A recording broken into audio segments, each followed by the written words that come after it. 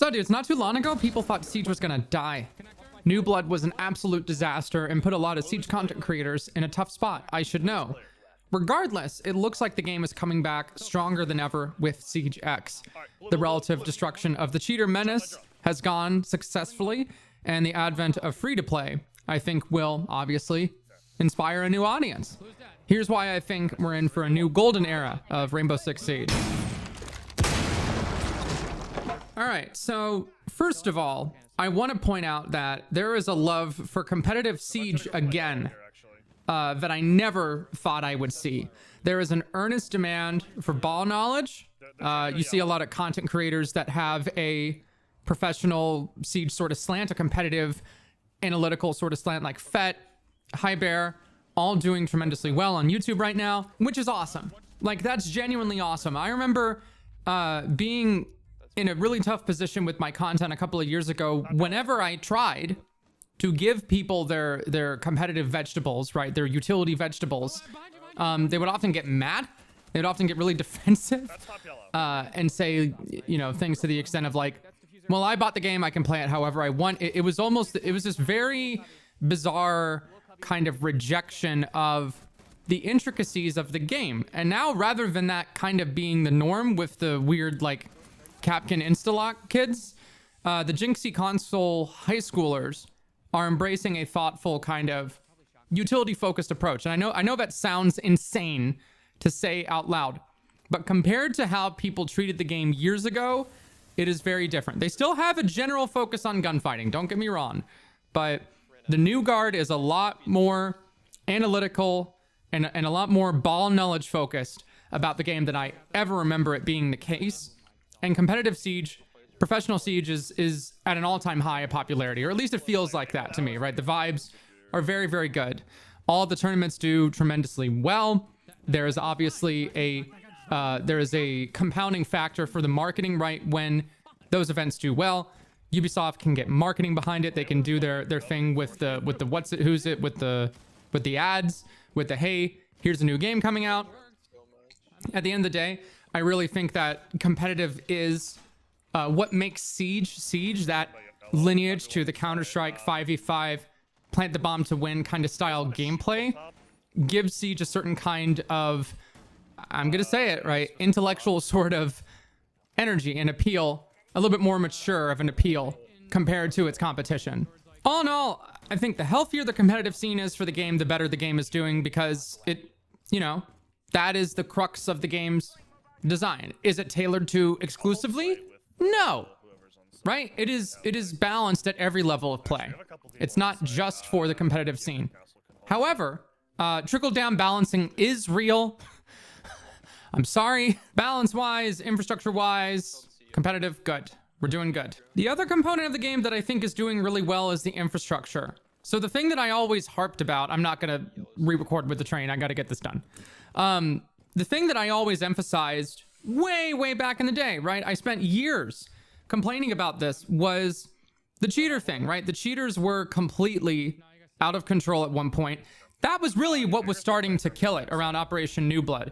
And I know why Operation New Blood was the way it was, but damn it, if that didn't, it hurt, right? I don't think my YouTube channel in particular has ever really, you know, frankly, fully recovered from how bad, how much brand damage happened after Operation New Blood. I understand why it happened. I understand Ubisoft apologized, but oof. Regardless, even though the cheating situation was pretty bad, you know, it was peaking around Year 9 Season 2.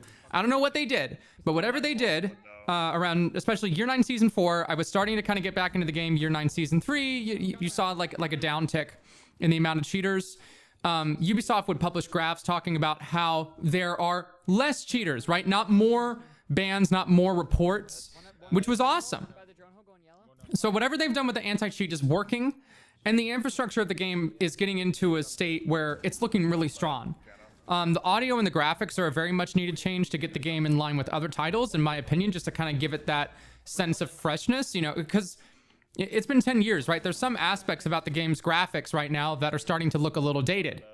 And I think that this is really good. Whatever they've done with the lighting, what they've done to make it really pop and kind of give it that like realistic flair with the way that shadows are casted. Light kind of pierces through and creates this really strong contrast whenever there is a hard surface blocking it. Like bank lobby is a great example of what I'm talking about.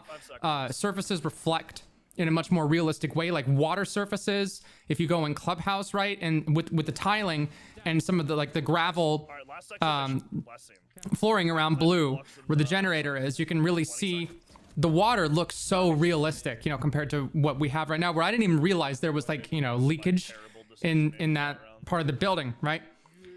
I think people complaining that it's 6 years too late, frankly, have no idea what they're talking about. Siege has some issues with its sound. I get that. There are hallucinations from time to time. That's true with any video game. There is not a single video game, there's not a single first-person shooter game in the world that doesn't have occasional like hallucinations with its audio systems. That's just how things go. Like these things are difficult to get perfect. It's not going to be perfect 100% of the time, but it is going to be perfect about 98% of the time. And when Siege X drops and you guys get a hold of what the new audio is like, I assure you, you're going to be amazed at what it is capable of. It might not be a deal breaker for some people. It might, you know, they might play it because I've been doing this for a long time. I know how people are going to respond to stuff. They're going to play it and they'll be like, oh yeah, I don't get it. Right? They're going to say like, it's not that big of a deal. I'm sure that's going to take place. I can only tell you as a content creator, right? You can take my word for it or not take my word for it. You can say, well, you're a content creator. Of course, you're going to glaze Siege, whatever. I can only tell you, hey, gesture of good faith. I am not a double agent working on behalf of the Canadian government to take over America with woke rainbow virus. It's good. I think it's good. I think if you play it, you'll think it's good. If you don't think it's good, I can't do anything to convince you that it's good. That's your opinion. You're allowed to have that. Next point, the gameplay, right? We've been yapping about infrastructure stuff, all the back end kind of marketing, whatever. The gameplay is actually really good. It's actually really popular. Like, I think anybody trying to say the game is not popular right now is trolling, and they probably have a personal beef with Ubisoft, whether that's over its associations with Tencent, pivoting to esports. A lot of people don't like esports. Any of the, like, you know, choose a tech tree kind of gamer populism talking points, which I'm not trying to be facetious. I understand if people feel that way.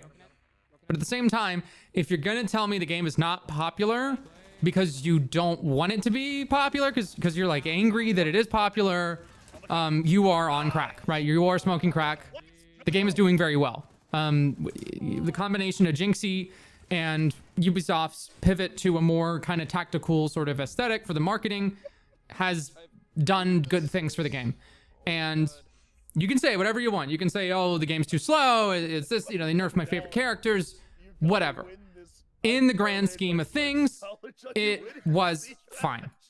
Look at the Steam numbers. It's huge on console. It's fine. The game is popular. Is it as popular as Counter-Strike? No. Is it as popular as Helldivers 2? Probably not. Right? But it enjoys its niche and it has a competitive kind of edge that allows you to get into that market. Personally, I've been having more fun playing Rainbow Six Siege now than I ever remember having. A lot of that has to do with the fact that I'm playing a lot better than I used to for various reasons.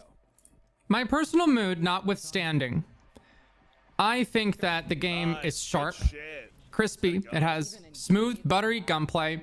It's very satisfying to hit headshots in this game. It's very satisfying to go through an involved sort of sequence where you read what the opponent is doing and then you make a concise, controlled, clear. You hold what you need to do. You get the info that you need. You make a good decision off of it. It is a rich cornucopia of mechanics. There is a lot going on. And when you're able to interface with that, it can take some time to get there. I understand that the skill gap, right? The barrier to entry for this game is incredibly high. There isn't a single game like it that has, you know, probably Maybe League of Legends is comparable in terms of like the amount of crap that you have to learn before you can get to like a certain baseline. I'm experiencing this recently, even with Deadlock. I've been trying to get back into Deadlock. I remember doing a video for that not too long ago, and then some of the Deadlock content didn't, frankly, it didn't do very well. Aside from the how to play thing, which, how to play every whatever has always been a winning formula on this channel to varying degrees. Please don't look at the numbers on my recent one. But yeah, I understand that there is a demand for accessibility in the sense that like you shouldn't have to get a part-time job just to play a video game or to enjoy a video game. I get that. If it's not for you, if you don't like it, if you don't want to put in the time, that is okay, right? I don't understand this idea that like if something isn't for you, then it's inherently bad. You can just not play it, bro. You can just go do something else. What's going on with Marathon recently? We have this new Marathon game coming out, which is going to be an extraction shooter. It's Bungie. It's Bungie PvP focused. Does that bode well? I don't know. I mean, I enjoyed Destiny 2's PvP to a certain point. It wasn't something that I stayed for, and there are a lot of issues with Destiny that just don't even really have much to do with the actual design of the game. There's just a lot of business like fuckery that has gone, that's gone by relatively tame as a result of the game having its niche audience. But now that's starting to kind of come to a head because they came out with the final shape and then it was like, okay, anything else? Yeah, not really. We don't know what to do. Siege doesn't really have that problem, right? I think Siege has a good idea of its sense of self and how they want to market themselves in this space. And they know what to lead with, right? They know what foot to put forward. And that is strategic, thoughtful gunplay, right? Precise gunplay that feels rewarding, but is earned, right? You only get those picks. You only get those crazy shots, those crazy flicks and the bolo nutty, whatever, if you put in the time to get the info you need to make an educated decision of what you're going to do next. They've managed to take these two concepts, right? Brainiac kind of, League of Legends strategy focus and Call of Duty flick aim shooter gun 5000. And some people look at the Call of Duty gun shooter 5000 and they're like, the fact that this is here at all is bad and none of it should be there. And it's like, we're in office. I don't know what to do with this. I don't know what to say to somebody who is there. I understand that they are there. I would just politely encourage them to play something else. I think the gameplay is good. There are a lot of moving parts that are fun to interface with. It is very satisfying to use the gadgetry, to have a site setup that works out well, to plan out a site hit, right? I'm going to send 2 guys here, 2 guys there, 1 person here. Right, here's a backstab later in the round. You guys push this. I'm going to use this ability while you guys do that. Right, all these little synergy things, all these little team play kind of moving parts. This is the heart of what a team-based game is. Being able to leverage loads off of each other. This is Funky had a great video talking about Deadlock. Very similar principles here at play in Rainbow Six Siege, right? Like weight, counterweight. I do a thing, so you can do a thing. I threw an EMP, so you can open wall. And that's something that Siege has always done a good job of selling. And now that the gunplay isn't like the premier focus as it was back like year 1 or even year 2, and they toned down the utility to a point that was manageable since 2020, I think the game is in this perfect sweet spot right in the middle. Yes, you can make crazy plays, but you have to do due diligence in order to get to that point first. I think that the game is popular because it provides everything. It provides every single kind of gameplay loop you want out of a team-based game with satisfying gunplay. I think Siege's gunplay is good. I think that anybody who demands it to be something else right now, is probably not playing the right game. I understand the gripe about one-shot headshot before they did the recoil changes in Operation not Grim Sky. Brutal Swarm. Brutal Swarm was when they completely redid a lot of the recoil systems, and they made it so that you couldn't just hold left click on one single point forever. Right now, the sprays they kind of like have this thing that they do where they sort of diverge usually after like the first 5, 6 to 7 shots. Not every gun has this effect. A lot of people kind of conveniently forgot about it because it was very subtle what they did, but that was a smart way to kind of alleviate some of the problems with the LMG meta, right? With Finka, Zoth, and we managed to get away from a badly designed one-shot headshot, in my opinion, as a result of those changes. But overall, the gameplay is good. The prognosis is good, and that's just, you know, that's not me glazing the game. That's not me playing defense for Ubisoft or trying to be a Ubisoft PR professional. I'm not paid by Ubisoft to produce this video. These are all opinions that I am at on my own. So what could be driving people away still? And I think it really just comes down to the fact that there are some people who are just never going to like the game because it's too complicated. I understand why it's difficult for people to try to get back into the game if they've been away for a long time. There is a lot to take in. There's all the different gadgetry. There's 2 new maps, you know, in the past 2 years. All the operators that you thought were good might be bad now, and some operators that were bad might be good now. You ever introduce a friend of yours to the game after they haven't played in a while, and they keep asking, like, I'm gonna be very blunt, Google-esque questions that could be Googled in the middle of the ranked game, like, oh, this person does this. Oh, this person does that. I don't, maybe I'm an asshole. Maybe I'm a bad person.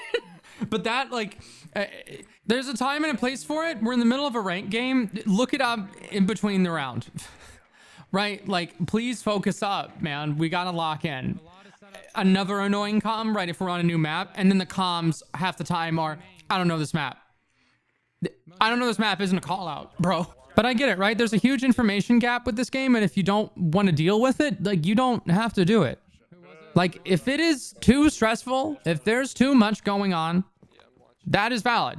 For the market that it is trying to hit, which a lot of people dislike on a personal level,